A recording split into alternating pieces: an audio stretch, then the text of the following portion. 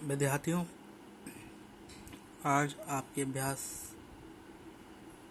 2.1 का पहला क्वेश्चन है। निम्नलिखित व्यंजकों में कौन कौन एक चर में बहुपद हैं और कौन कौन नहीं? कारण के साथ अपने उत्तर दीजिए। जैसे पहला सवाल है आपका 4x की घात 2 माइनस 3x प्लस 7। इसमें क्या है, इसमें आपको चार चीज़ें देखनी है।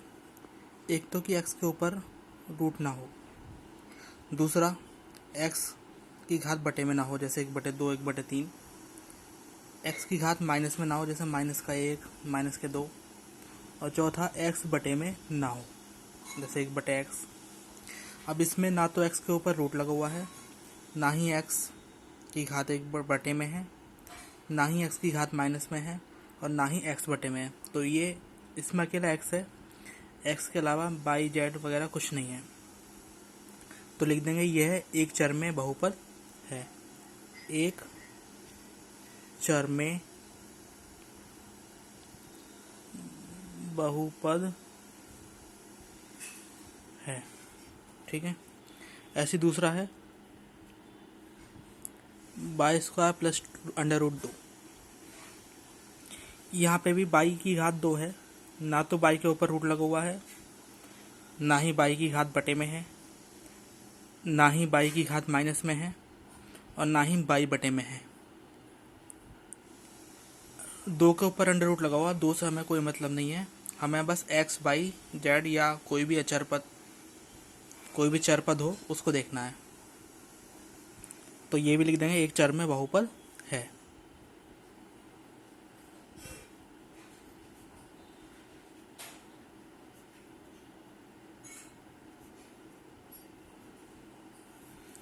तीसरा है आपका 3√t प्लस t√2। यहाँ पे t के ऊपर रूट लगा हुआ है, जैसे हमने यहाँ पे बताया x के ऊपर रूट नहीं होना चाहिए था, ऐसे ही यहाँ पे t के ऊपर रूट लगा हुआ है, तो यह है बहुपद नहीं है। चौथा क्वेश्चन है आपका y प्लस 2/y। यहाँ पे y बटे में है, जैसे मैंने बताया x बटे में नहीं होना चाहिए, ऐसे यहाँ पे क्या है y बटे में है, तो ये लिख देंगे यह है बहुपद नहीं है।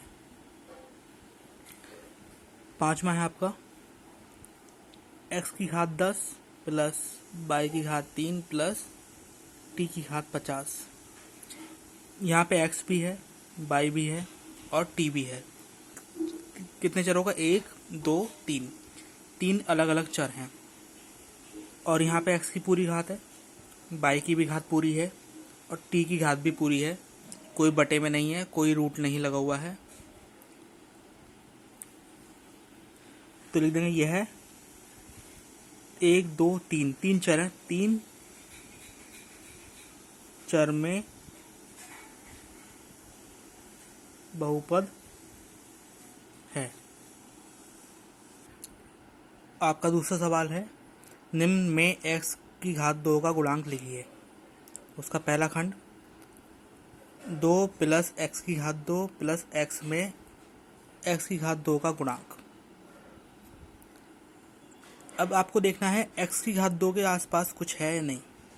यहाँ प्लस का चिन्ह है, इधर भी प्लस का चिन्ह है, और बीच में इनके कुछ नहीं है, तो क्या हो जाएगा इसका आंसर हो जाएगा कुछ नहीं है, तो वहाँ पे 1 होता है, इसका आंसर हो जाएगा 1। दूसरा क्वेश्चन है यहाँ 2 माइनस एक्स की घात 2 प्लस एक्स की घात 3। इसमें शुरू में काय का चिन्ह है? माइनस का चिन्ह है, और संख्या कुछ भी नहीं है, तो यहाँ क्या हो जाएगा -1। यहाँ पे x की घात 2 के साथ तीसरे सवाल में π/2 लिखा हुआ है साथ में इसके, तो इसका आंसर हो जाएगा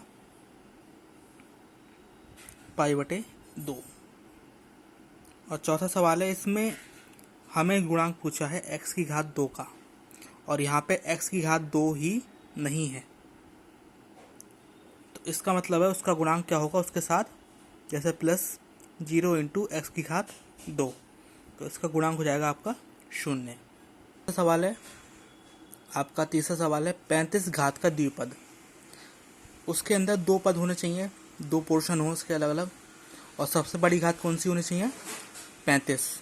तो इसका हो जाएगा आपका, इसमें कुछ भी लिख सकते हैं अपनी इच्छा से, x की घात 35 प्लस 20, कुछ भी आप अपनी संख्या लिख सकते हैं, लेकिन घात सबसे बड़ी 35 ही होनी चाहिए। दूसरा है 100 घात का एक पद।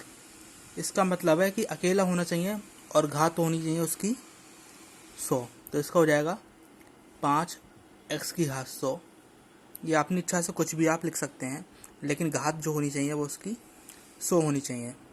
चौथा सवाल है आपका, निम्नलिखित बहुपदों में से प्रत्येक बहुपद की घात लिखिए। जैसे पहला है 5x की घात 3 प्लस 4x की घात 2 प्लस 7x में घात। सबसे बड़ी घात देखनी है इसकी, इसमें कितनी है 1, इसमें 2 और इसमें कितनी है 3। तो x की सबसे बड़ी घात हो गई 3, तो ये आपका आंसर हो जाएगा। इसमें y की घात देखनी है, क्योंकि y के पदों में व्यंजक है, तो सबसे बड़ी घात इसमें क्या है 2 है, तो इसकी घात हो जाएगी 2। इसमें t के पदों में व्यंजक है, तो t की सबसे बड़ी घात है, इसके ऊपर कोई घात नहीं लग रही, तो उसकी मानी जाती है 1। और यहाँ पे अकेली संख्या 3। अब 3 को हम 3 के साथ 1 मान लिया हमने, और इसको लिख देंगे हम 3x की घात 0। तो इसकी सबसे बड़ी घात होगी आपकी 0। कोई भी अकेली संख्या अचर पद होगा तो उसकी घात 0 होती है।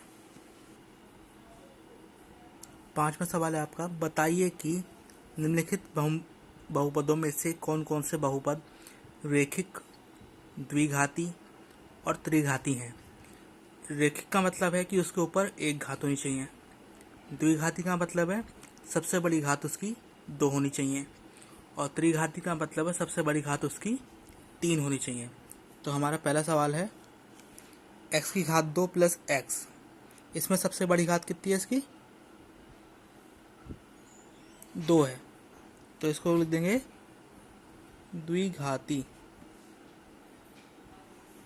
दूसरा सवाल है इसका x माइनस x की घात 3। सबसे बड़ी घात इसमें 3 है, तो इसको लिख देंगे हम त्रिघाती।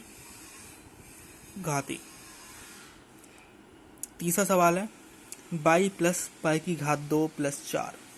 सबसे बड़ी घात इसकी 2 है, तो इसको लिख देंगे द्विघाती।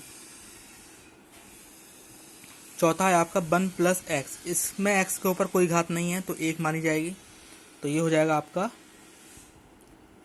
रैखिक। इसमें भी t के ऊपर कोई घात नहीं है, तो 1 मानी जाएगी, तो इसको भी क्या बोलेंगे रैखिक।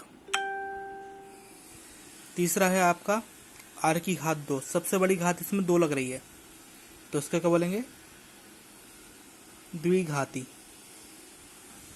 इसमें 7x की घात 3।